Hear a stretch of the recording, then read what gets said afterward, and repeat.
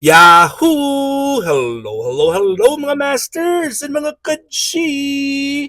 Good morning po sa inyong lahat dyan sa Pilipinas at sa buong Asian countries. At kung sama kayong lupalop ng ating daigdig, ay hayaan niyo muna kami ni G, the Green Girly Cutie Patuti Iguana, na batiin po kayo ng good morning, good noon, good afternoon, good evening at good night na po sa mga ready ng matulog. At welcome po sa ating G and Daddy Health and Lifestyle Tips. Ngayon po ay araw ng Martes. It's a Tuesday. Beautiful morning dyan sa Pilipinas.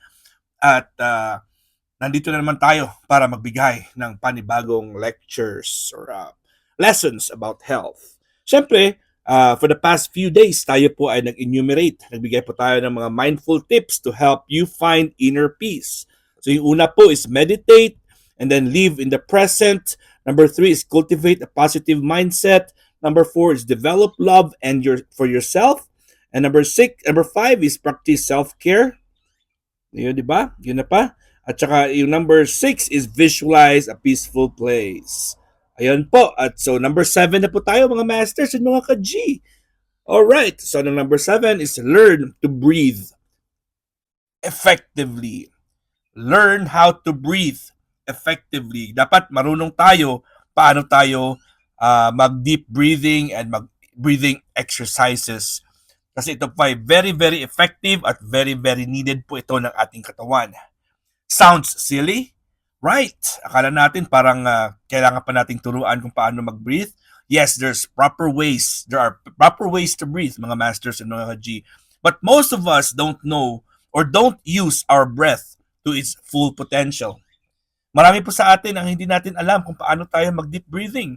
Hindi natin alam kung anong maximum or potential, full potential po ng breathing exercises.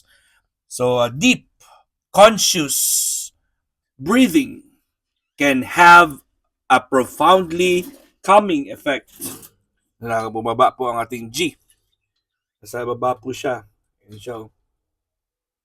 Yan na muna yan. Alright, so ganoon na muna. Wala muna tayong G na ilalagay sa ating camera. Sa baba po siya. Siguro gusto niya mag-evac. Alright, so deep conscious breathing can be a profoundly calming effect. Pwede po ito siyang magiging beneficial po sa ating katawan dahil po ito ay magpapakalma po sa atin. Papakalma po ito sa atin ang deep breathing exercises or ang ating conscious or deep breathing. In moments of stress or anxiety, take a few moments to focus on your breath. One of the lectures I had long time ago is deep breathing exercises. And I gave a few examples of different kinds of breathing exercises or focused conscious breathings. Okay, so you'll soon notice that you can rely on your breath to cultivate inner peace. So marami po sa atin na stress po mga masters and mga ka-G. Pero once na master mo or na-learn mo po ang effectivity or effectiveness kung paano po ang mag-deep breathing properly or conscious breathing, yun po ay mabilis po tayo makakakita or makakapunta sa ating inner peace. How to breathe effectively? Paano ba? So, breathe in, hold, breathe out. So, meron akong tinuro last time mga masters at mga ka-G na parang square breathing. Four square or square breathing, tawagin natin square breathing. So, meron po tayong 4 seconds, 4 seconds, 4 seconds, 4 seconds. So, tigi-4 na seconds po sila mga masters. So, of course, ang pinakauna is you have to breathe slowly through your nose. So dapat sa ilong po dadaan yung hangin at lalaki po yung diaphragm. Ang tiyan natin ay tataas po yan ng ating diaphragm. Okay? Aangat po ang diaphragm natin. So, pag inhale natin, through our nose, aangat yung diaphragm. We have to count 4 seconds. Let's say, 1, breathe in, 2, 3, 4. Okay? 1,001, 1,002, 1,003, 1,004. And then you hold. Huwag niyo munang ibuga yung hangin. hold for another 4 seconds, 1001, 1002, 1003, 1004. And then you have to exhale within 4 seconds through a pursed lip or yung ating bibig. It's like you're turning off the flame or the fire from the candle. It's like, okay, but you have to do it for 4 seconds. You don't exhale fast. So it's gonna be, again, we're gonna repeat it. So inhale through your nose. Diaphragmatic breathing. It's like your diaphragm should rise up while the oxygen enters your lungs. So you have to do a slow, deep breathe, slow inhalation for 4 seconds. Let's say 1001, 1002, 1003, 1004. So that's the process. That's the whole time that you're gonna inhale, and then you hold for another 4 seconds. 1001, 1002, 1003, 1004, and then you exhale slowly through your pursed lip. So again, pursed lip is like your imagine that there's a fire on the candle. There's a flame on the candle. So all you have to do is just blow slowly through your lips. But you have to do it for 4 slow seconds. 4 seconds. 1001, 1002, 1003, 1004. And you have to wait another 4 seconds. 1001, 1002, 1003, 1004. Then you start all over again with your 4 seconds again of inhalation.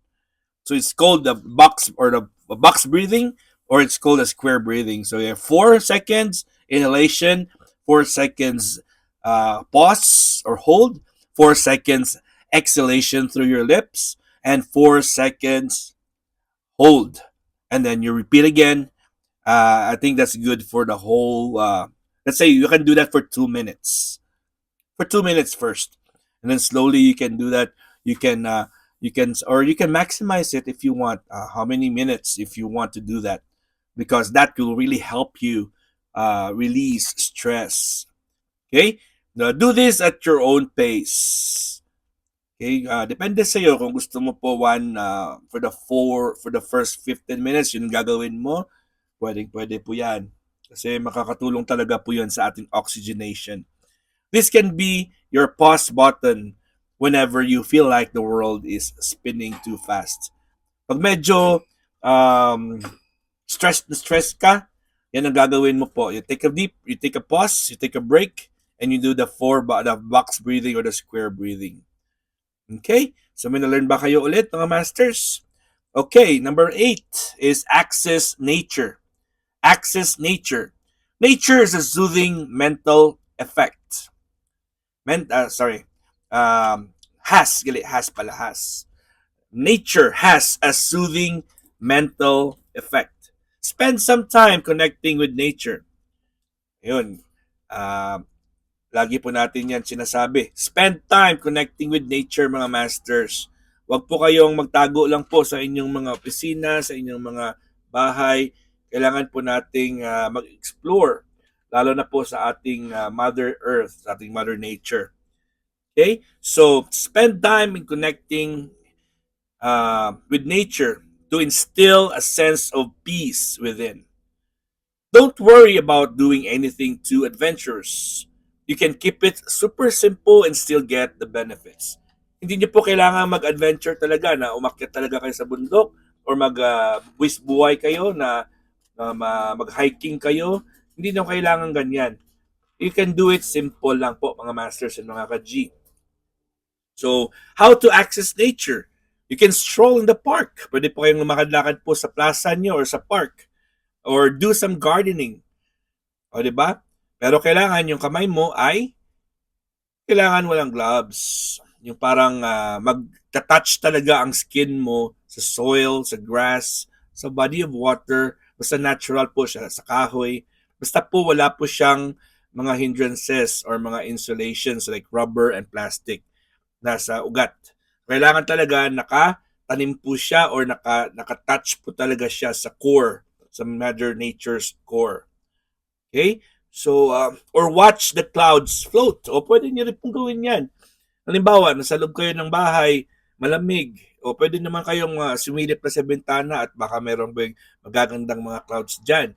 Pwede nyo rin gawin yan. Nature soundscapes.